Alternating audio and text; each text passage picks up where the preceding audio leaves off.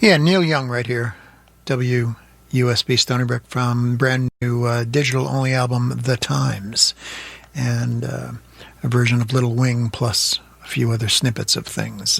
Right here on WUSB Stony Brook. In a couple of seconds, we're going to be stalking. We're going to be stalking? We may be stalking. We are stalking.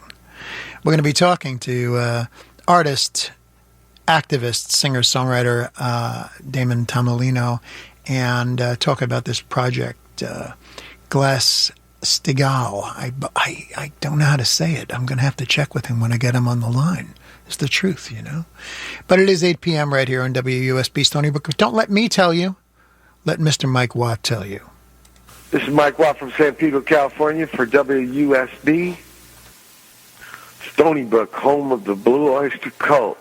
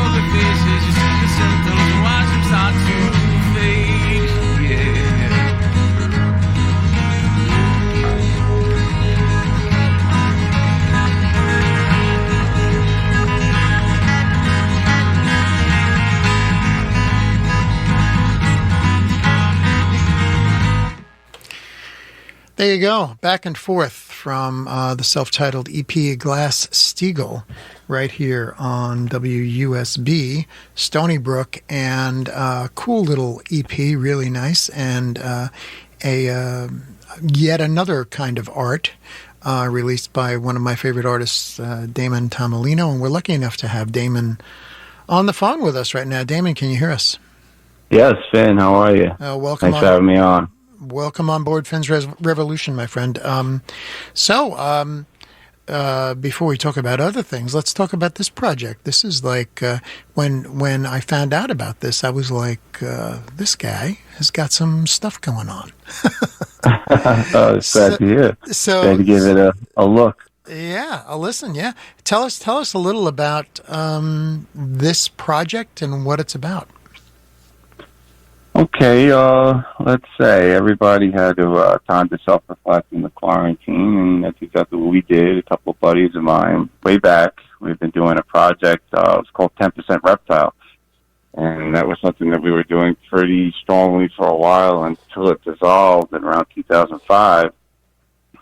Once March hit, we started reflecting on, as a lot of people might have just reflected on their lives and what's going on. So we decided to resurrect some music with an old friend, and trying to take something that's a little bit more quarantine maybe driven. And it's definitely politically charged if you give it a listen. And that's what we wanted to do. It was a little different than the stuff we've done in the past, where we would look a little bit more heavy, maybe a little bit more inspired by, I'd say grunge meets indie rock. And here we were kind of just reduced to just doing something a little bit more acoustically based. A good friend of mine, Mike D'Amato, he was looking at some live tracks that we would have had. Excuse me. And he found some good stuff, and he was just going on it. So it's been a steady project since March with just production, doing a lot of remote stuff, sending us tracks and samples in Messenger, and here we are now with just released this October 2nd. Right. Pretty happy with the product.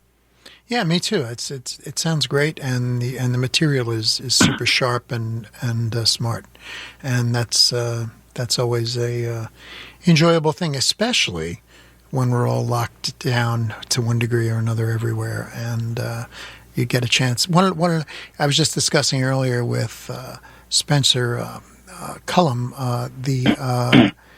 the only advantage to being in lockdown is that ability to sink into some stuff that you may not have had time for before. And oh, absolutely. That's this kind of sound, you know? Yeah, I mean, you just have time to see, like, how we even got here. How did this happen? Right. It seemed like, it was like a dystopian novel for a while. Mm-hmm. Kind of scary for us in New York. Yeah.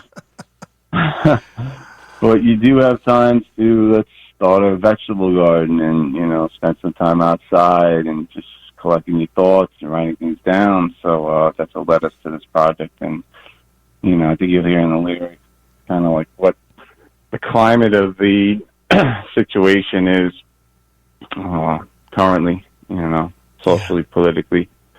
And, it's try to make it as catchy as possible, too.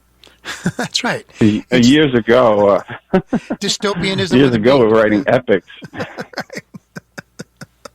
Yeah. People don't have time for epic songs anymore, so we try to keep everything under 3 minutes. Right. So how was the whole thing? You're writing most of the stuff here? Yeah, I'm writing. Yeah, I'm collaborating with a friend, Mike D'Amato, who has his own studio. He's got his home studio in Belmar. It's my brother who features on bass, and I heard your interview with the other fella, and he comes from Nashville.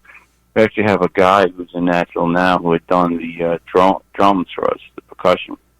His name is Chris Broom, just to drop his name. Sure. And it was a remote situation where digitally you could do so much, and you could send tracks and kind of practicing, with iPads and doing things like this. But I know my friend Mike has the equipment that he'd probably be able to elaborate on more, but I think he uses Pro Tools.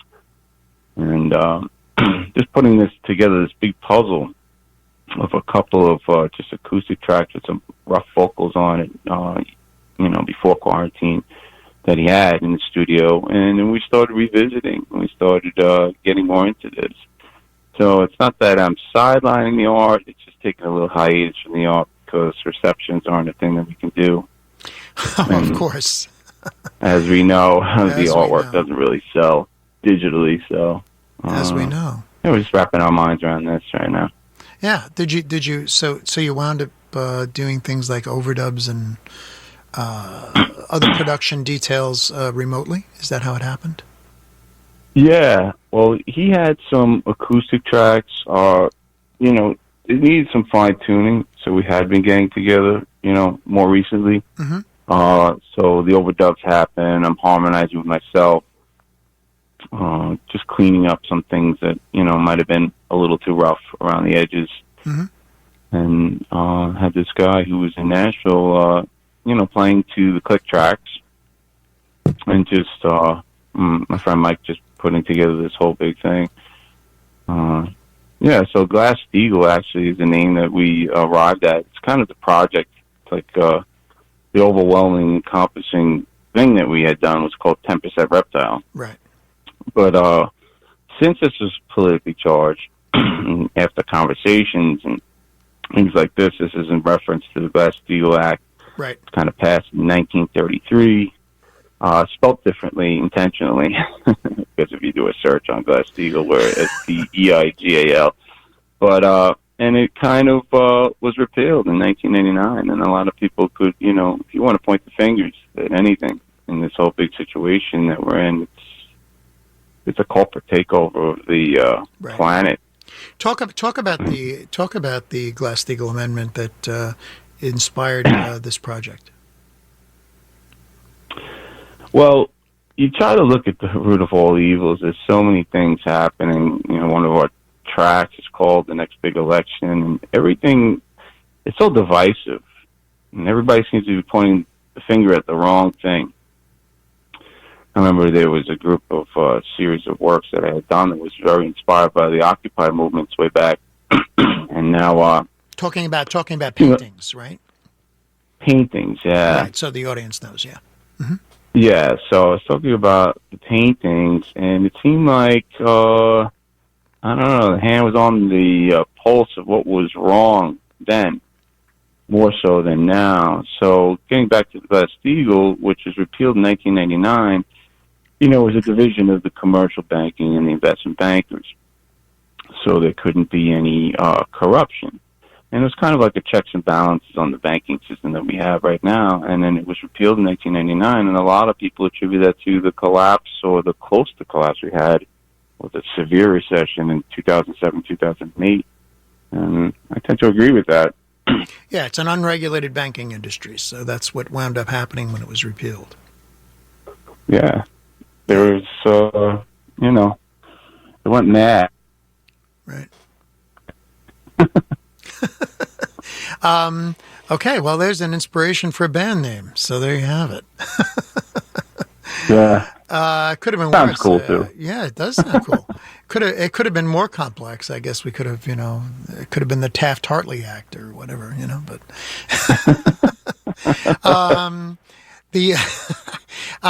So talk about writing these tunes. When did these tunes actually, the process start for these particular songs?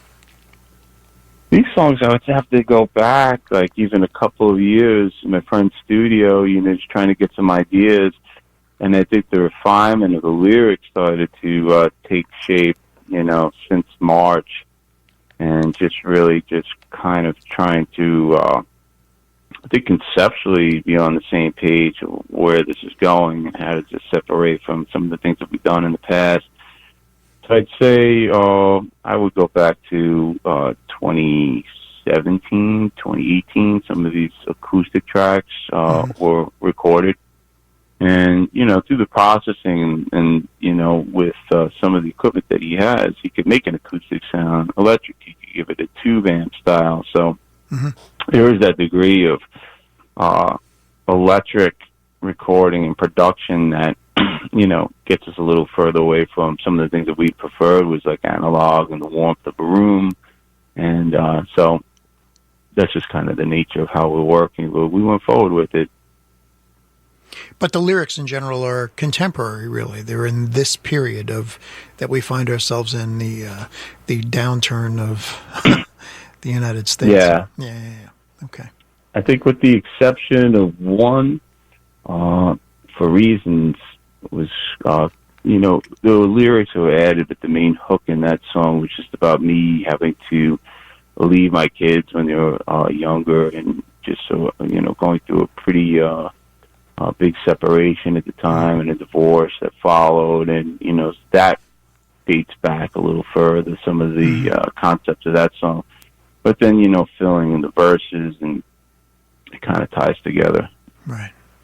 Well, it's a beautiful thing. And have you guys been doing anything? Where do you live? Where are you living right now, Damon?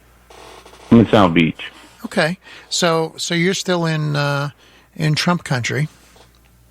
Yeah. Right. It's very red. which is where we are. We're not Stony Brook specifically isn't that, but obviously I'm in Long Island right now at WUSB, and we are in that very bizarre red zone, as they say, and yeah, it's a strange thing. Have you experienced issues with?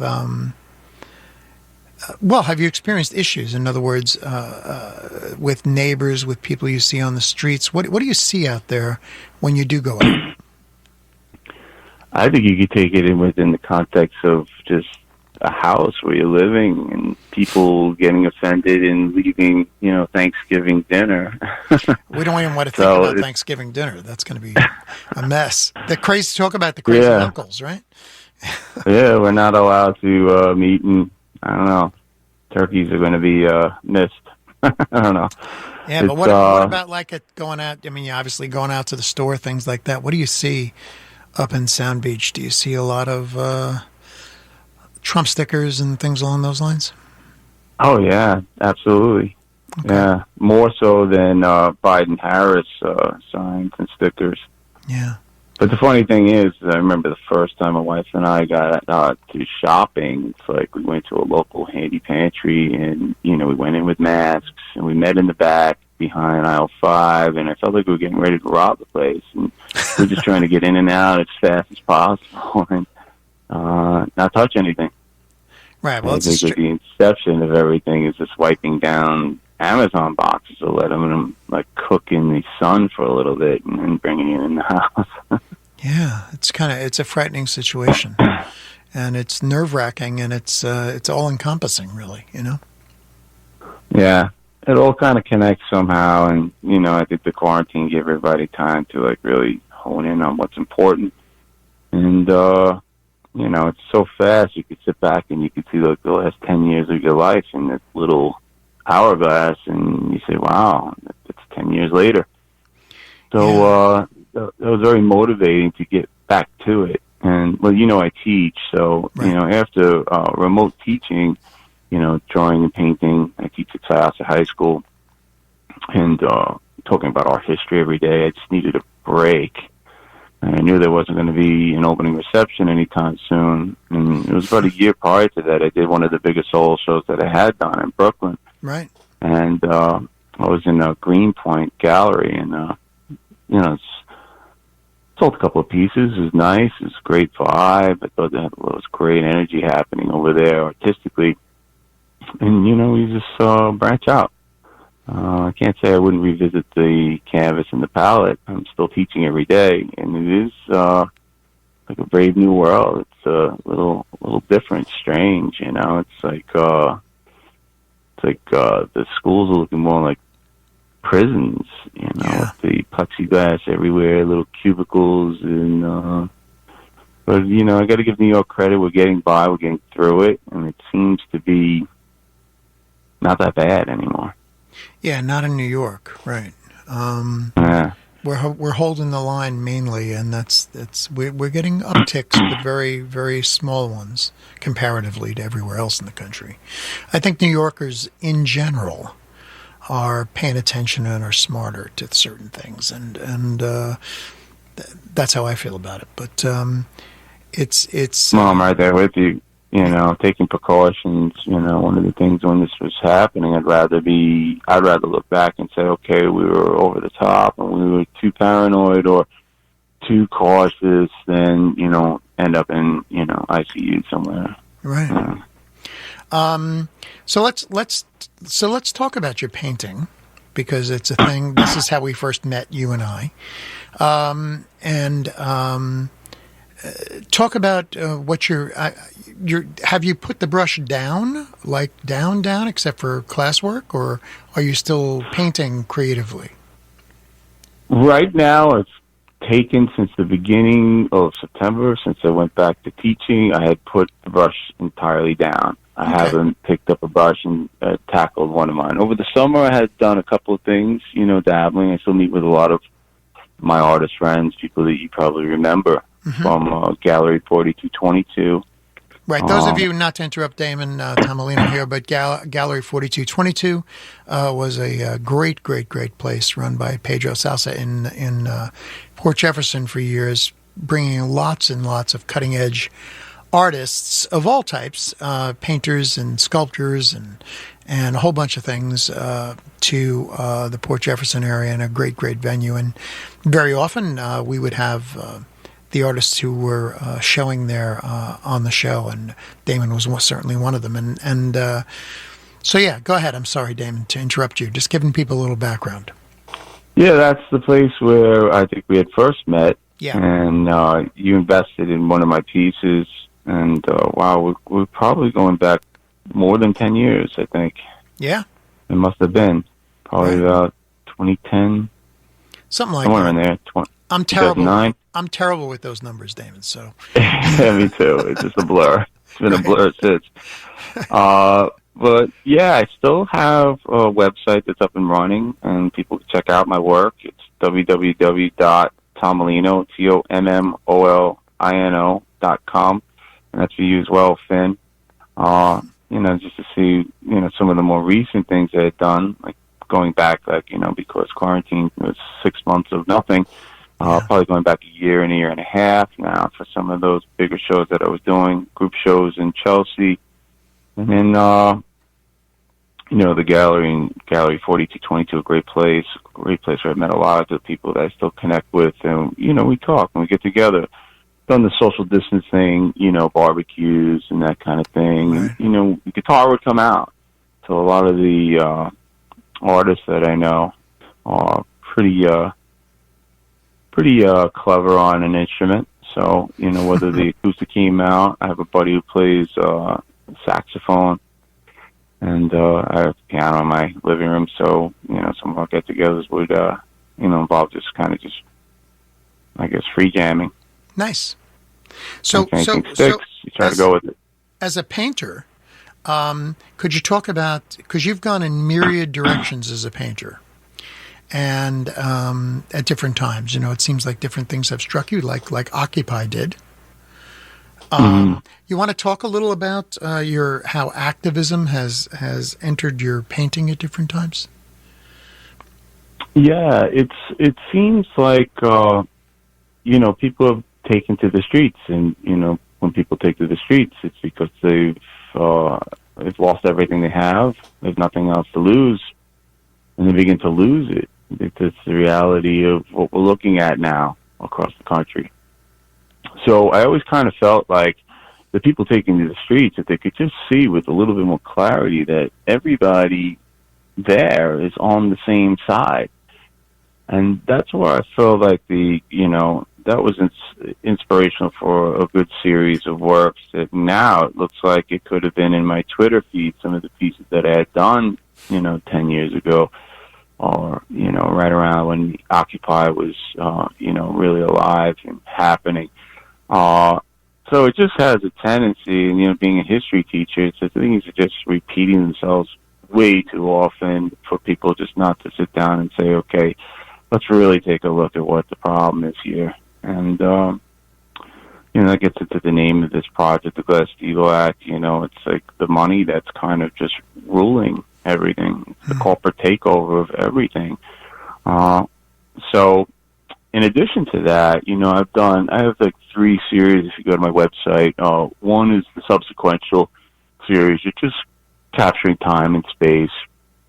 It's kind of an exploration of, things shifting within a piece. It's more of an aesthetic thing than it is anything politically there to say. And the collective, it's like a Carl Jung kind of the collective unconscious. And, on a long enough timeline, if people are allowed to just kind of do their thing, make their music, give art back to the world, perhaps we could all be on the same page again. And that's the goal. That's the goal. Where can people grab the music that for Glass? The music now, it's more available than any of the projects we've done. Thanks to my friend Mike, who's pretty savvy with the business end of what we're doing. So it's Apple Music. If you have that app, you can find Glass Steigal.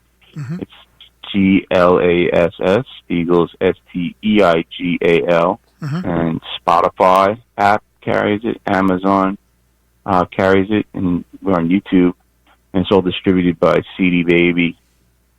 iTunes would have it also, so wherever you're getting your music, every once in a while, like, I'll run into a musician and they'll hand me a CD, and I just don't even know what to do with it anymore. I know, My right? car doesn't have a CD player, and it's cool, and I like vinyl, but I think everybody wants a flash drive or put it on their phone or something like that. So we had to get up to speed with that. The Glass-Steagall link will be on after the show on the WUSB.FM website on the playlist page for this show tonight. So just go to Finn's Revolution and find out about it.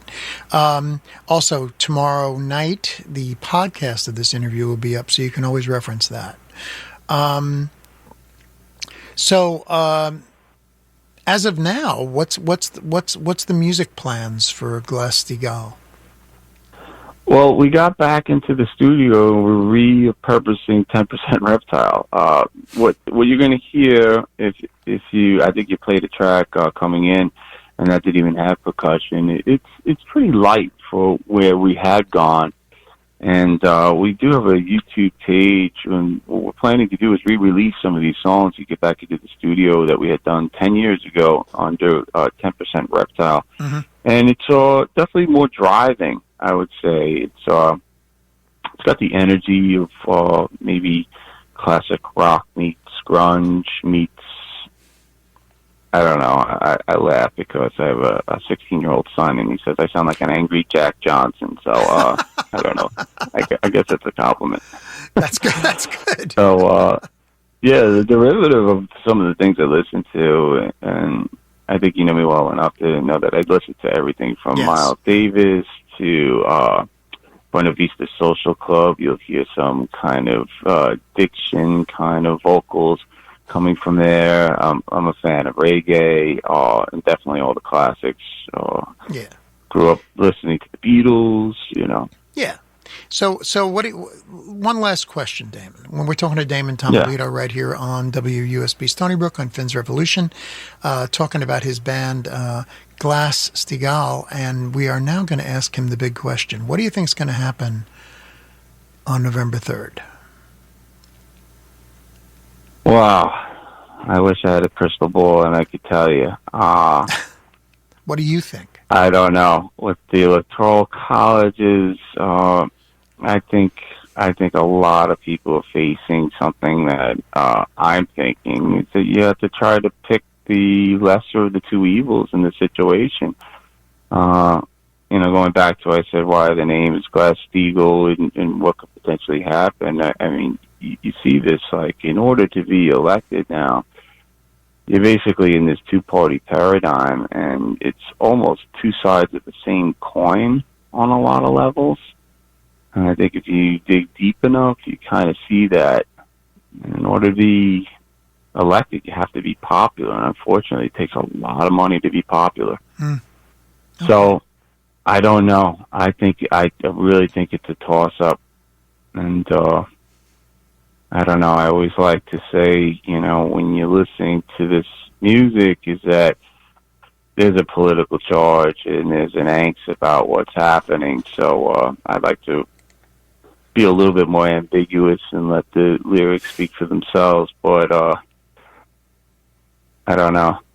I think if it goes one way or another, whether or not it's resolved November 3rd, I think is a big question in everybody's mind. Yeah, it's a frightening time, that's for sure. Damon Tomolino, thank you, of Glass-Steagall. Thank you so much for joining us on WUSB Stony Brook on Finn's Revolution. No problem. Happy to be here. And I'm happy to so talk much. to you, and I'm glad you're well and your family as well. Yep. Thank you so much. And we're going to go out, I think, with something prescient. This is called The Next Big Election. Right here, WUSB Stony Brook. Thanks, Damon. Thank you.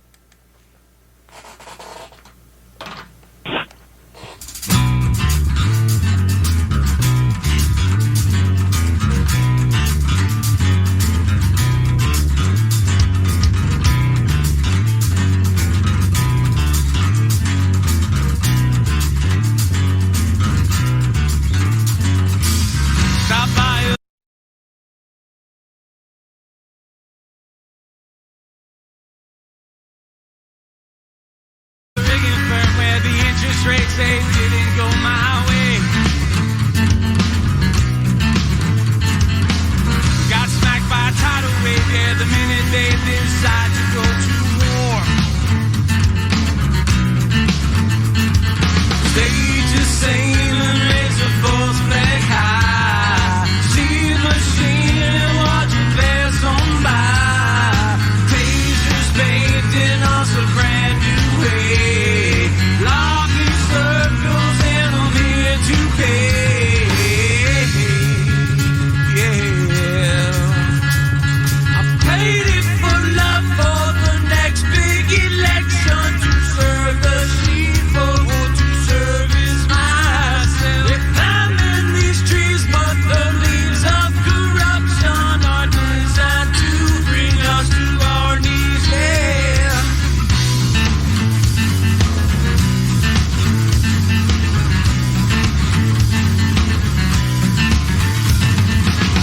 I don't need to read the paper or watch the news that's changing up your mind. Find a doctor to write a script with no hesitation, I need it to get by. Stage a sailing, raise a false flag high. See the machine and watch it pass on by. Tasers painting us a brand new way. Lobby circles and I'm here to pay. Yeah.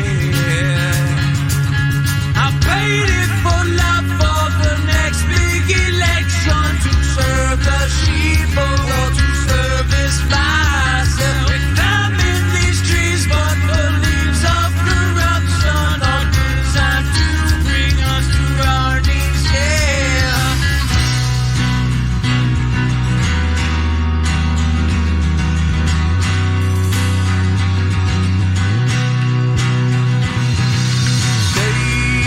Send them all away, send them all to my house. Say